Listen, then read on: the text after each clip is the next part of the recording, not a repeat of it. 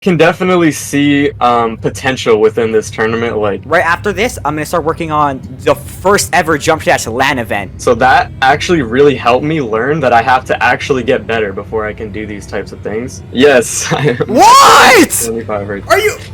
I no A no lot no! of people I don't can't know believe that. that. I don't believe that. I don't believe. Can you talk about exactly who you are and how you got into Geometry Dash? Okay, so my name is Trick, or TrickGMD. I got into Geometry Dash a very long time ago, like 2014 probably. Even since the beginning, it was like the idea of the game is so simple, yet there's so much room for growth because of the simplicity. So that's kind of what brought me into it the most. Kids in middle school were playing it a lot, and that's kind of how I learned about it. That's dumb. That's wholesome. Not even the most wholesome way.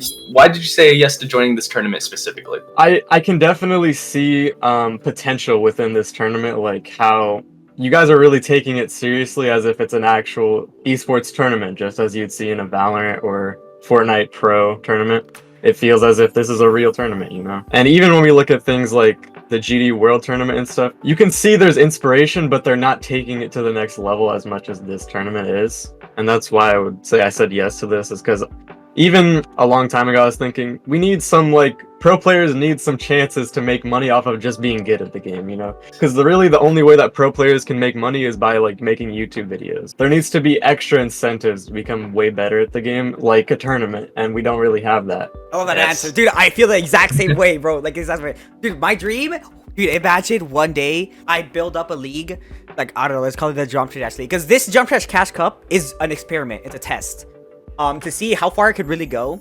And my next test, if this Cash Cup becomes really successful, I also want to create, right after this, I'm going to start working on the first ever Jump Dash LAN event. I already figured out all the logistics. And it is very possible. Dude, that's awesome. And so, yeah, it's going to be sick. But it all depends on success on this. Are you able to talk us through like what your Geometry Dash journey has kind of been like and how you kind of became the extremely skilled player that you are today? One thing I'd like to start out by saying is that there's a lot of people that play this game like Zoink and W Popoff. Those people, they kind of, you can tell they haven't really been playing for that long, and like they just kind of have a gene to be good at the game. One thing I'd like to say is that I never felt as if I had like the innate skill to be good at the game. I always kind of had to work from the very bottom. Like I never felt as if I could be good at the game until very recent. So when I started playing the game in like 2014, I was playing on my iPad, just as most people probably started out on their tablets and stuff, and I felt pretty trash. Like I didn't feel like I was that good. The only time I started feeling like I actually was improving was when I started playing like FPS bypass and stuff like that like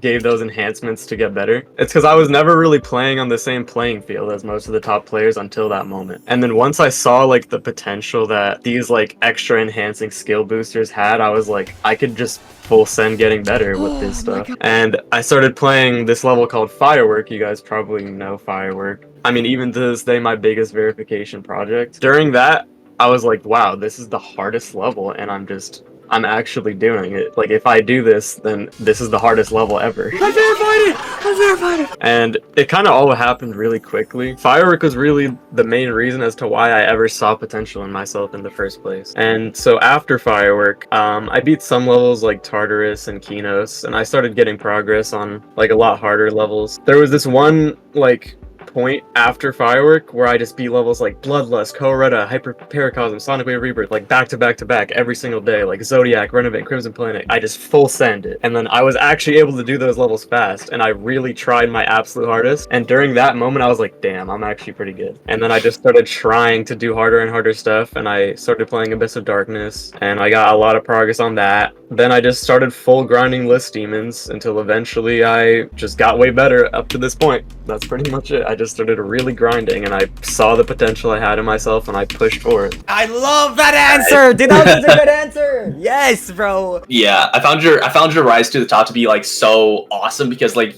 unlike a lot of other players, like you were talking about Zoink and Popoff, you were kind of representative of like hard work, whereas like they were just talent. So like that was super cool. What level kind of like sticks out to you as like your most memorable experience? Okay, well, the answer a lot of people would probably expect is for me to just say Firework, but there's a few extra levels that I'd like to point out. One being Abyss of Darkness, which is a level that I was in a verification race for with Curse. And it kind of, those few levels that I'm about to talk about highlight the fact that I was never just like always like persevering. Like I had moments where I didn't actually get what I wanted, and I had to keep working to get there. When we're looking at Abyss of Darkness, I actually lost that verification race and didn't end up verifying the level. So that actually really helped me learn that I have to actually get better before I can do these types of things. Once I realized that and I kept grinding list demons, then I eventually got into Cockmock verification and I verified it really fast. And now I'm getting this Amethyst verification that's top 1. And now I'm able to do it fast because I worked up to it. It really helped me learn that you can't just start out like this. Another level that I'd like to point out is Acheron, where that level probably brought down my mental with the game to the lowest it's ever been. The people that watch that journey will know that that was the worst level that I've ever put myself through because I just kept dying at the end over and over. Like if you look at my worst fails, I have 30 fails past 89. So that level literally took the biggest toll on me. But after that, I kind of was like, I was so much better because nothing else will bring me to that low. So I've already experienced the lowest low. I can just work with whatever I'm at right now. Oh my god, that answer gave me chills, bro. Oh my god. Yo, what? Dude, yo, you are the main character. I'm not even gonna lie. When I'm doing these interviews, I'm like imagining how I'm gonna make the trailer while I make it. And dude, like I actually like I have a lot. Yeah, I really liked how you mentioned the AOD race because it kind of like you got your redemption with like the tidal wave race afterwards. Oh yeah, so that's another thing to bring up is the tidal wave race where you can see the point where I didn't persevere and there's a point where I did, and it shows the hard work that I had to put in, and that kind of made me realize how like important it is to keep growing instead of just assuming you're at the top right now. What do you think are going to be some of the more challenging aspects that you'll need to overcome now that you kind of like know what to expect with like some of these races and like tournaments? So one thing that is really important is realizing the amount of audience that's watching you at all times. That's something I've realized over playing those 2 tournaments is that, wow, like you're really in this. Like you can't just sit here and mindlessly play the level. You have to actually think about what you're doing at all times or else people are going to punish you for that. You know, realizing that, I kind of see the stress that is involved with this tournament and other tournaments too. And I think to overcome that challenge, I'll just have to fully like get my mental in check and just realize that, okay, I've experienced so much already. Like this is nothing compared to everything that I've done in my career. And I just have to overcome this one thing. Oh, you're giving us such good sound bites to use in the trailer, so dude, this is gonna be so good. Too many! Dude, this is I gotta like, cut some of this. Bro, I don't even understand. Dude. If you were to win the cash prize and go all the way to win the tournament, what do you think you would do with the money? I only recently started playing on 165 hertz, but I would like to even elevate that so I can perform even better in the future, like 360 hertz. And I think that hardware really plays a serious role in how you perform in the game. Are you wait? Crazy. Wait. Hold on, because I did not know that. Wait, are you like that? Yes.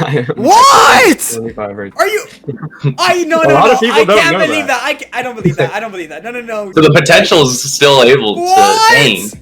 Yeah, Oh, wow. That's why I want to buy like my higher and higher God. models. Any last little things that you would like to say to the live audience that will be watching you perform in September? Yeah, so to the live audience, I will work on all these skill sets and I will make sure that I don't disappoint you guys in my performance, and I will be consistently working on getting as good as I can for this tournament. So you guys will have an exciting tournament to watch when that time comes.